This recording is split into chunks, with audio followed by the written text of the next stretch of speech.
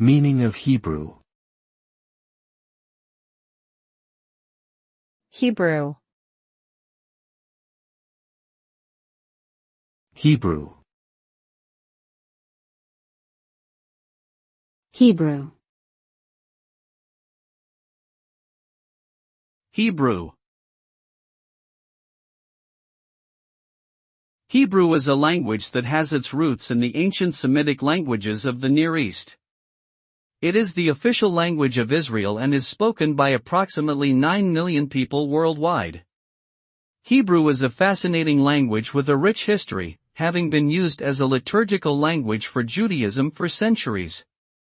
It is also an important language in the study of biblical texts and is essential for understanding the culture and traditions of Jewish people. Today, Hebrew is used in business, education, and daily life throughout Israel, and has become increasingly popular among language learners around the world.